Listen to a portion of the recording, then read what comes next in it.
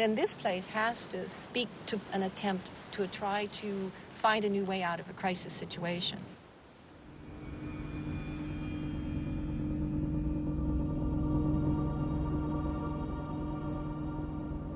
Here, archaeologists found mysterious carvings dating from just after the ecological catastrophe. A strange figure, half bird, half human. One example of such a carving is this one. You can see the open, curved beak, a round eye, very prominent, head, here's the body, muscular legs, human-like feet, a muscular arm, and a human-like hand. It was the Birdman. A representation of everything an island people trapped in their own hell could desire. Birds have freedom, don't they? Birds come and go. Birds bring with them fish, which provide food. I think the birds are significant on Easter Island for sacred reasons, for spiritual reasons, but also for very purely economic reasons. In fact, the Birdman was based on one particular bird, the frigate bird.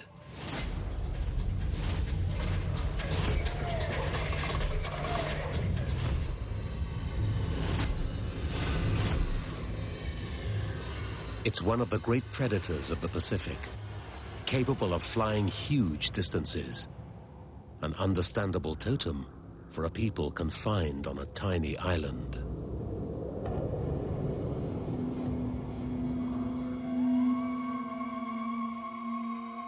Early records told how the cult of the Birdman had worked to save the islanders.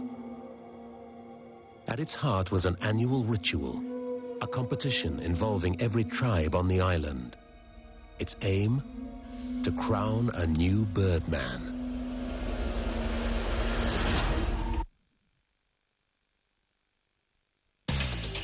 Imagine a world where you can live 900,000 pounds, jet ski on a lake of liquid natural gas, climb a cliff 8 miles high, or fly in clouds of petrol. These are the moons of our solar system, each a unique place of its own, and a potential new home for humans. 95 worlds and counting. Tuesday on Pearl at MI930.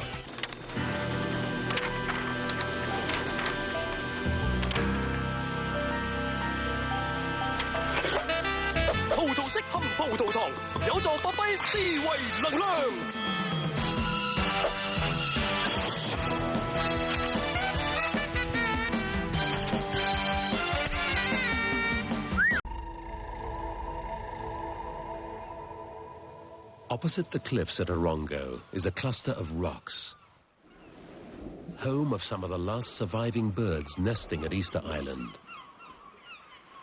Every year, each clan chief nominated a young champion.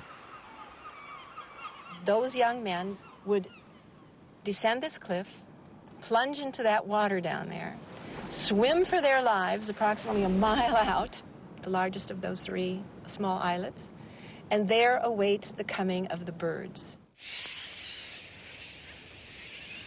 The champion's mission was to grab the first egg to be laid.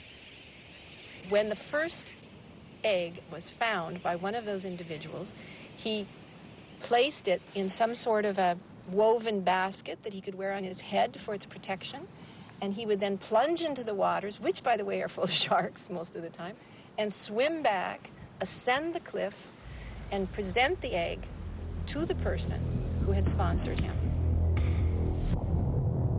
Whichever tribe won the race, then its chief was crowned the Birdman.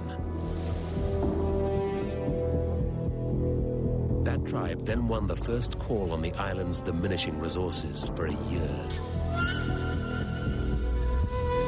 It was an ingenious solution. The aggression that had once led to fighting had been turned into a harmless competition that led to an orderly parceling out of food.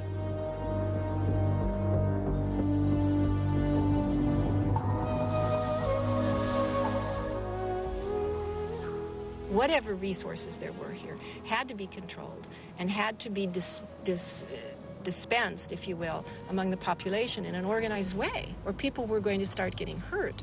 And so I think this place represents an incredible societal effort to channel the aggression, control the competition, and keep the society working. Historical accounts suggest the Birdman cult did bring some stability to the island.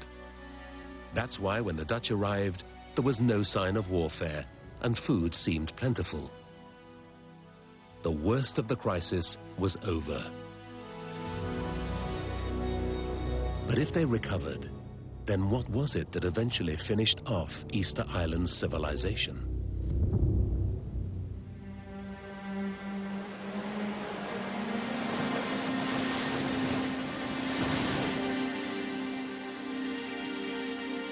Easter Island's final nemesis came from far over the horizon, from a world that the islanders didn't even know existed.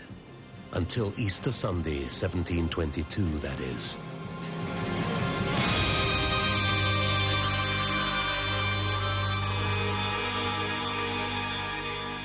The collision between the modern world and Easter Island was devastating. The diaries of the Dutch captain show that disaster struck almost immediately. This is minutes after arriving on the shore. There's panic. Easter Islanders are running everywhere. He immediately tries to find out what on earth's been going on. And when he finds out what's going on, he finds 10 or maybe 12 Easter Islanders dead and many more wounded.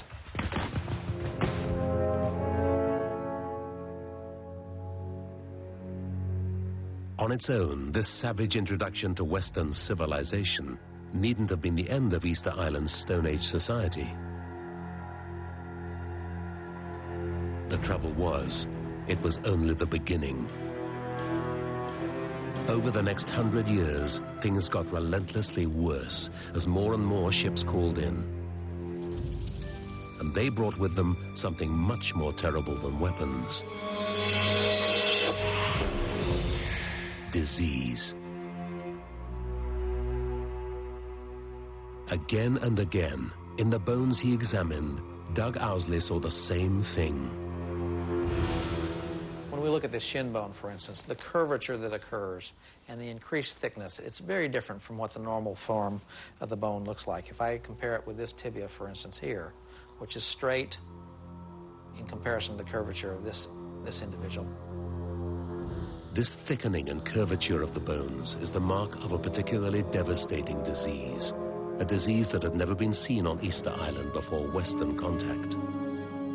Syphilis.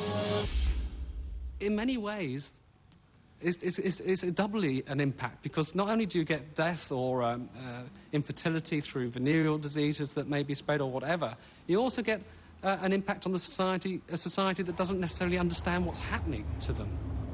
This really was a germ warfare. Faced with disease and the cultural shock of Western contact, Easter Island's fragile recovery began to collapse. The people became weakened, and the death toll started to mount. The first signs may have already been there when Captain Cook arrived, 50 years after the Dutch. Things seem to have changed. He finds people themselves appear to be impoverished. He says they're some of the most impoverished people he's found in the Pacific in his travels.